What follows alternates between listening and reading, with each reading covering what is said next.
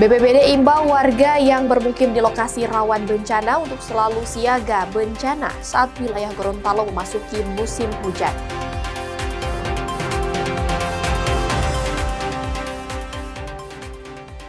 Penyidik tindak pidana Kejati Gorontalo menetapkan 2 tersangka baru kasus dugaan korupsi pembangunan kanal Tendaan.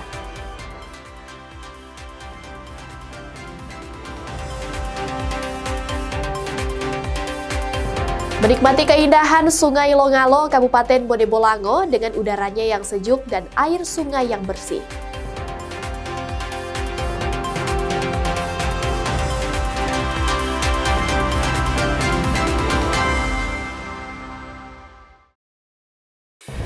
Kompas Gorontalo hari ini hadir dengan beragam informasi penting dan menarik dari Gorontalo dan sekitarnya. Selain 3 sorotan tadi, kami akan menghadirkan berbagai informasi terkini dalam Kompas Gorontalo hari ini. Bersama saya Puspasari, inilah Kompas Gorontalo selengkapnya di Kompas TV, independen terpercaya.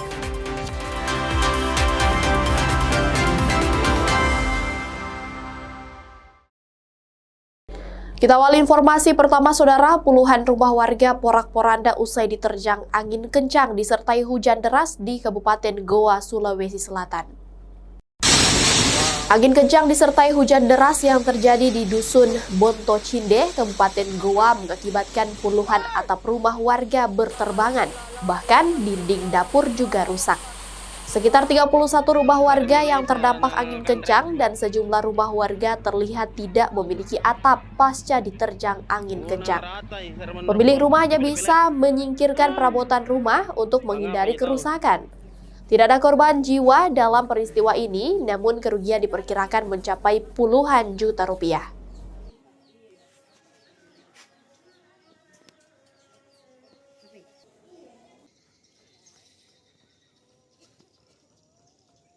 Waktu terjadi hujan bersamaan dengan petir, disusul dengan angin kencang, gitu. Dan adapun jumlah rumah yang terkena dampak angin tersebut yaitu kurang lebih 31 rumah. 31 rumah. Apanya yang rusak itu semua rumah, Pak? Seng, balok. Oh, atapnya? Atapnya. Tembok juga ada yang rubuh. Selain rumah ada lagi yang rusak, Pak, sekitaran sini? Rumah termasuk tanaman warga juga. Tanaman apa itu, Pak? Seperti jagung, pisang ya. Apalagi, jagung, Pak? Pisang, bambu. Terus seperti apa, ada korban saat kejadian tadi, Pak? Untuk korban itu sementara tidak ada. Saudara, sejumlah nelayan di Kota Manado, Sulawesi Utara enggan melaut lantaran cuaca buruk dan gelombang laut tinggi menerjang wilayah perairan Teluk Manado. Sudah 2 hari sejak gelombang tinggi mencapai 4 meter menerjang wilayah perairan sekitar Teluk Manado, membuat para nelayan tak bisa melaut.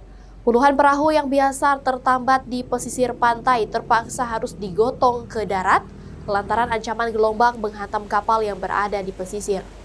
Pendapatan harian nelayan yang bergantung sepenuhnya dari aktivitas tangkap ikan menjadi terganggu. Di tengah kondisi ini, nelayan hanya bisa berharap cuaca buruk ini segera berlalu sehingga aktivitas melaut kembali normal. Mulai kelamarin orang senyana melaut kamu. Oh, oke. Ombak kan terang kanau nelayan kan kurang tahu DP cuaca. Nanti kalamarin ini DP cuaca so ombak terlalu tinggi, kurang perahu kan aman. Pak, tinggi gelombang Bapak perhatikan berapa, Pak? Ini kalau kalamari hampir 3 meter di sini. 3 meter ya. Ini aktivitas mau melaut kan nggak bisa. Ini kan cuaca buruk. Jadi orang nampaknya ya kalau cuaca buruk begini nelayan nggak bisa melaut apa-apa, tidak ada penghasilan apa-apa. Pak, sejak kapan ini gelombang mulai tinggi dan membuat tidak bisa beraktivitas laut? Gelombang tinggi ini mulai dari hari Minggu, tapi gelombang masih kecil. Nanti dia jadi besar nanti pas hari Senin malam.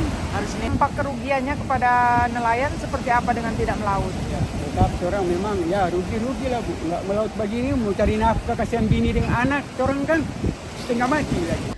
Saudara, Badan Penanggulangan Bencana Daerah atau BPBD Provinsi Gorontalo mengimbau warga tetap waspada terutama yang bermukim di sekitar bantaran sungai dan perbukitan. Saat ini wilayah Gorontalo telah memasuki musim penghujan dan puncaknya pada bulan Desember hingga Januari 2026. Berdasarkan perakiraan cuaca dari BMKG Gorontalo, wilayah Provinsi Gorontalo kini mulai memasuki musim penghujan dengan intensitas bervariasi hingga Januari 2026 mendatang. BPBD Provinsi Gorontalo kini mulai meningkatkan kewaspadaan terhadap potensi bencana yang akan dihadapi. BPBD Provinsi Gorontalo telah menyiagakan seluruh perlengkapan dan personel baik di tingkat provinsi maupun kabupaten kota di Gorontalo. BPBD juga kini telah memetakan beberapa daerah yang berpotensi rawan bencana, yakni Kabupaten Pohuwato, Gorontalo Utara, Bone Bolango, serta Kabupaten Gorontalo. BPBD sendiri sudah menyiapkan dari awal bahwa kondisi ini akan kita perhitungkan sampai bulan Januari. Dan kami sudah siaga baik peralatan maupun personil TRC yang sudah kami sediakan. Jadi mulai kemarin itu kami sudah siapkan teman-teman untuk melakukan siaga seluruh kabupaten kota. Karena memang kondisinya hampir menyeluruh ya, seluruh Sulawesi ini terdampak. Warga diimbau tetap waspada terutama permukiman di kawasan bantaran sungai dan perbukitan. Selain itu, warga diharapkan dapat segera melakukan evakuasi mandiri saat menghadapi curah hujan tinggi. Tim Liputan Kompas TV Gorontalo. Saudara, Kementerian Energi dan Sumber Daya Mineral menghentikan sementara aktivitas 190 perusahaan tambang di seluruh Indonesia termasuk 15 perusahaan tambang yang ada di wilayah Sulawesi Tengah. Pencabutan izin 190 perusahaan tambang ini dilakukan serentak di Indonesia. Kementerian SDM sebelumnya telah mengirimkan 3 kali surat peringatan namun tidak diindahkan. Sementara itu untuk wilayah Sulawesi Tengah, Kepala Dinas ESDM Sulawesi Tengah bilang 15 perusahaan tambang diberi batas waktu 60 hari untuk melengkapi dokumen reklamasi dan pasca tambang. Bila tidak dipenuhi, izin akan dicabut secara permanen oleh pemerintah pusat. Sebagian besar dari 15 perusahaan yang terancam kehilangan izin beroperasi berasal dari Kabupaten Morowali. Dari Menteri Energi Sumber Daya Mineral Republik Indonesia bahwa terdapat 15 perusahaan yang tersebar antara nikel atau bebatuan yang galian C yang sampai saat ini belum bisa melengkapi berkas. Nah, olehnya itu surat keputusan pemberhentian sementara ini dilakukan oleh SDM Republik Indonesia Jakarta diberi kemudahan. Jadi waktu yang diberikan 60 hari saja untuk bisa menyelesaikan RR maupun pasca tambang. Penyidik tindak pidana Kejati Gorontalo menetapkan 2 tersangka baru kasus dugaan korupsi pembangunan Kanal Tanggidaa. Informasi selengkapnya usai jeda, tetaplah bersama kami di Kompas Gorontalo.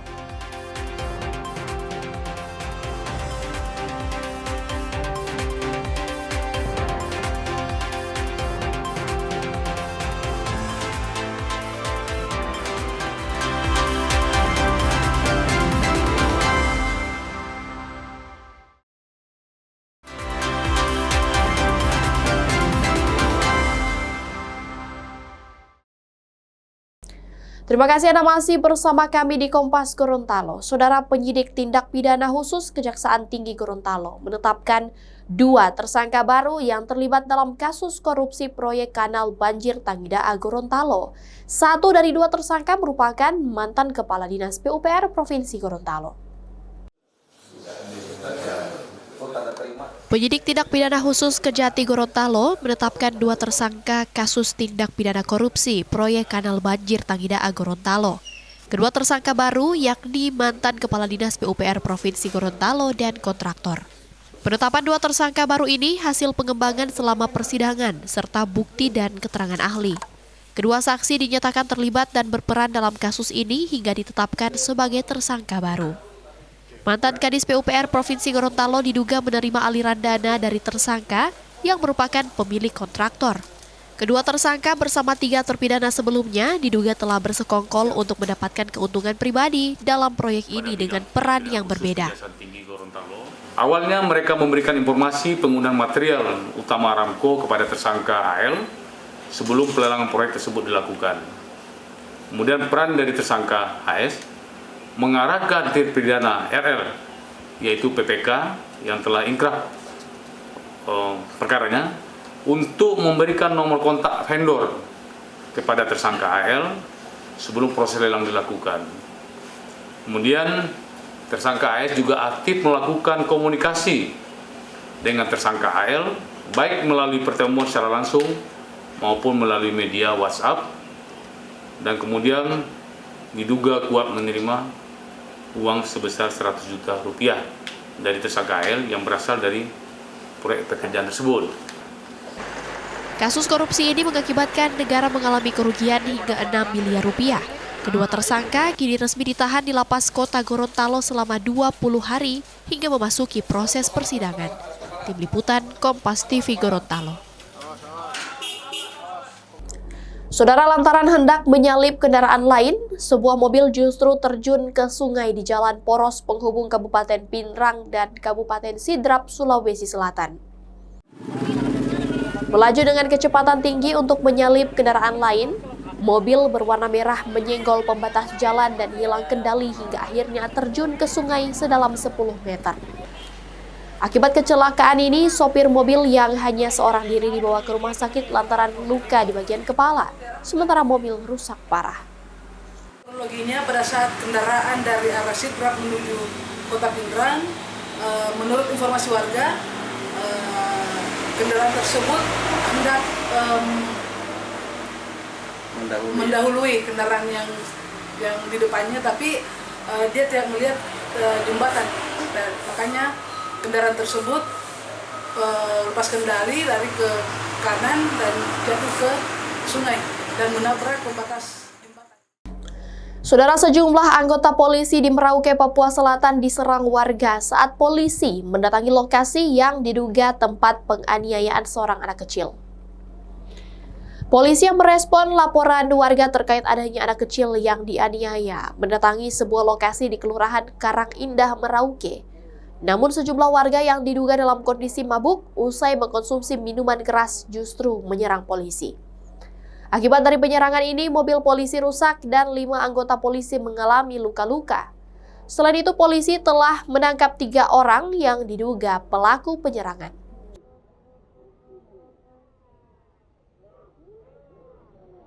Berawalnya dari laporan anggota BRIMOB, laporan masyarakat bahwa ada terjadi penganiayaan anak kecil. Sehingga laporan itu direspon oleh anggota penjagaan. Namun pada saat mendatangi TKP, anggota kita minim, sehingga sekelompok masyarakat yang terpengaruh dengan minuman keras ini melakukan perlawanan terhadap anggota kita, sehingga terjadilah pemukulan, anggota kita mundur. Saudara, ibu hamil 8 bulan di Kabupaten Maros, Sulawesi Selatan jadi korban percobaan penjamretan saat berolahraga pagi di kompleks perumahan. Akibat kejadian ini, korban sempat terjatuh di jalan. Peristiwa percobaan penjamretan ini terjadi di kompleks perumahan Bumi Citra Lestari, Desa Lekopancing, Kabupaten Maros. Dari rekaman kamera CCTV, terlihat 3 pria berboncengan dengan menggunakan 1 motor melintas di samping korban. Tak lama kemudian, pelaku berputar balik dan mencoba merampas ponsel korban. Korban sempat mempertahankan ponselnya hingga terjadi tarik-menarik. Korban kemudian berlari sambil berteriak meminta tolong, namun terjatuh dan tertelungkup di jalan. Akibatnya korban mengalami luka lecet di lutut dan pendarahan, serta harus dirujuk ke rumah sakit untuk pemeriksaan kandungan dan menjalani perawatan selama 2 hari. Sementara itu, polisi telah menerima laporan dan bukti rekaman CCTV, serta telah melakukan pengejaran terhadap pelaku kejahatan tersebut. Benar sekali, Pak. Oh, itu lokasinya di mana, Pak? Itu adalah ibu hamil. Itu gimana ceritanya, Pak? Ya, ceritanya ibu hamil ini pergi ini ke Pagi. Terus Tiba-tiba ini ada yang di motor yang coba untuk ini. berapa orang dia, Pak? Kalau dilihat dari CCTV-nya itu ada 3 orang berboncengan. Tapi korban sudah melapor ya katanya, Pak? Iya, sudah melapor. Korban saat ini gimana, Pak? Kondisi korban alhamdulillah baik-baik sekarang ini ya. Sudah pulang ke kampung halamannya. Tapi sempat masuk rumah sakit? Ya sempat di Saudara, kita akan mengajak Anda menikmati keindahan Sungai Longalo, Kabupaten Bodebolango dengan udaranya yang sejuk dan air sungai yang bersih. Kompas Gorontalo akan kembali sesaat lagi.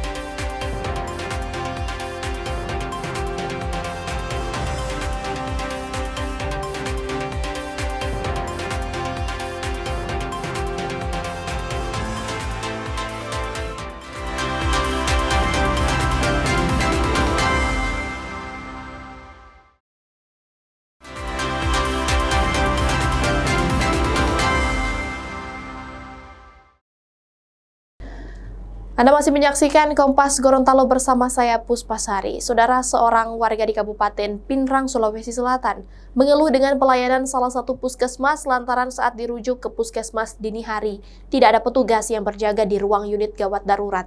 Padahal puskesmas ini buka 24 jam. Dari tadi teriak-teriak, tidak ada orang. Warga di Kabupaten Pinrang mengunggah ke media sosial saat mengantar pasien rujukan ke puskesmas saat dini hari. Namun tak ada satupun petugas kesehatan di ruang unit gawat darurat, padahal puskesmas ini buka 24 jam. Siti Adija disuruh ke puskesmas, tapi tidak ada orang. Sementara itu, Kepala Dinas Kesehatan Kabupaten Pinrang membantah tidak ada petugas saat pasien tiba. Menurutnya, pasien datang dini hari dan petugas memang menutup pintu karena takut diserang oleh orang tak dikenal. Untuk kejadian kemarin viral, sebenarnya bukan tidak ada petugas. Kita mengunci karena ada beberapa kejadian sebelumnya, waktu malam terbuka UGD-nya, petugas piketnya agak jauh di UGD, ada orang masuk ya, ada ODGJ masuk dan sempat merusak beberapa alat, sampai mungkin pasien jam 3 yang datang itu mereka istirahat dikunci, dan yang salahnya lagi karena tidurnya terlelap, itu yang menjadi satu hal yang mungkin itu menjadi satu perhatian khusus saya sebagai kepala dinas untuk menyampaikan ke seluruh puskesmas. Video kasus ini kini beredar luas di media sosial dan mendapat berbagai tanggapan dari masyarakat. Tim Liputan Kompas TV, Parepare, Sulawesi Selatan. Saudara, setelah 20 tahun mengabdi sebagai penjaga sekolah, seorang difabel tunarungu di Kota Gorontalo lolos menjadi pegawai pemerintah dengan perjanjian kerja atau P3K. Beginilah keseharian Sofyan Yusuf, seorang penjaga sekolah di SD Negeri 6 Kota Barat, Kota Gorontalo, saat menjalankan tugasnya mulai pagi hari hingga aktivitas sekolah berakhir. Meski di tengah keterbatasan, Sofyan tetap gigih dan semangat menjalankan tugasnya sebagai penjaga sekolah sejak tahun 2005. Sofyan juga dikenal baik dan tekun, serta memiliki sifat yang sederhana. Pas ini P3K ini, kan yang THK 2 itu kan banyak yang belum terangkat, termasuk dia. Makanya tahun ini dia baru ini. Jadi komunikasinya bagaimana? Cuman lewat di bahasa isyarat disentuh begitu. Rajin dia, bangun pagi itu jam 6 itu sudah mulai bekerja dia. Jadi anak-anak belum ada, sudah mulai bekas-bekas bersih. Kelas-kelas dia buka. 20 tahun mengabdi sebagai penjaga sekolah, Sofyan yang telah berusia 58 tahun, akhirnya tahun ini dinyatakan lolos menjadi pegawai pemerintah dengan perjanjian kerja atau P3K paruh waktu. Sofyan mengaku sangat bersyukur kini bisa merasakan menjadi seorang pegawai pemerintah dengan lingkungan kerja yang ramah dan mampu menerima kekurangannya. Sebelum diangkat menjadi pegawai, Sofyan mengaku hanya menerima gaji kisaran 150 hingga 750 ribu rupiah per bulan. Sebelum diangkat P3K gaji berubah-ubah. Sekarang gaji cuma 750 per bulan. Jadi itu cukup bagi saya sendiri. Makan hari-hari. Kalau masih bujang. Kasih terangkat. So beban hidup kasarnya. Meski sebagai penyandang difabel tunarungu, tidak menjadi penghalang untuk meraih cita-cita. Seperti yang dilakukan Sofyan, si penjaga sekolah, yang kini meraih cita-citanya meski di usia yang tidak mudah lagi. Kris Kamisma, Kompas TV, Gorontalo. Saudara, Provinsi Gorontalo selalu memiliki tempat wisata dengan keindahan alamnya yang masih asri. Salah satunya wisata Sungai Longalo atau Boto Motoli Oluwo di Kabupaten Bone Bolango yang jauh dari kebisingan kota.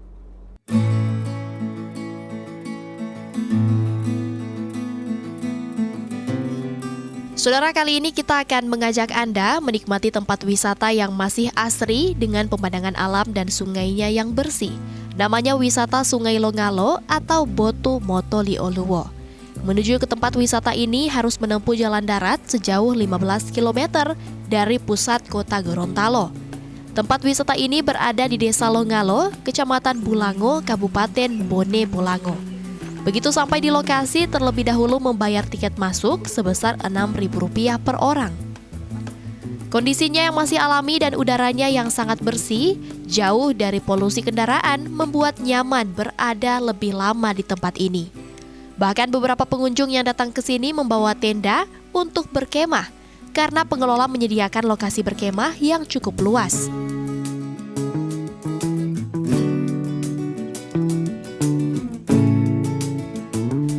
Meski tak banyak sentuhan tangan, wisata Sungai Longalo yang awalnya hanya sungai biasa, kini menjadi destinasi alternatif pilihan warga untuk mengisi waktu libur. Air sungai yang jernih jadi daya tarik bagi pengunjung untuk mandi, menikmati dinginnya air Sungai Longalo. Sejumlah pengunjung mengaku sangat menikmati pemandangan dan sejuknya air sungai yang mengalir. Pengunjung bilang, wisata Longalo ini bisa jadi alternatif untuk melepas penat dan mengisi waktu libur karena tak jauh dari pusat kota dan juga murah. Karena selain tempatnya luas, lingkungannya juga masih masih alami, terus tempatnya bersih juga, masih bisa main-main air. Akses ke sini juga sangat mudah. Iya. Untuk biaya masuknya per orang sangat terjangkau, yaitu cuma di 6.000. Oh iya, di sini juga bisa camping, masak-masak sama teman-teman juga, main air juga begitu. Pengunjung yang datang ke tempat ini tidak hanya membawa keluarga, tapi juga ada yang datang bersama teman kerja. Kegiatannya camping bareng bersama karyawan-karyawan. Yang pertama dekat dengan kota, yang kedua suasananya kita mau lebih dekat dengan alam lagi. Jadi supaya kebersamaan lebih dekat lagi. Bagi pengunjung yang tidak membawa tenda, pengelola sudah menyediakan pondok kecil untuk beristirahat serta musola. Nah, bagi Anda yang ingin menghilangkan lelah bekerja selama seminggu, bisa datang ke wisata Sungai Longalo, menikmati keindahan alam dengan udara yang masih segar, serta menikmati mandi di Sungai Longalo dengan airnya yang jernih dan dingin. Tim Liputan, Kompas TV Gorontalo. Saudara, informasi tadi sekaligus mengakhiri perjumpaan kita dalam program Kompas Gorontalo hari ini. Setelah ini Anda akan terhubung dengan Kompas TV Jakarta. Dan Anda juga bisa menyimak video tayangan kami di kompas.tv atau menyaksikan siaran langsung via streaming di kompas.tv/live. Mewakili kru yang bertugas, saya Puspasari pamit undur diri dari hadapan Anda. Tetap saksikan rangkaian program berita di Kompas TV, independen terpercaya.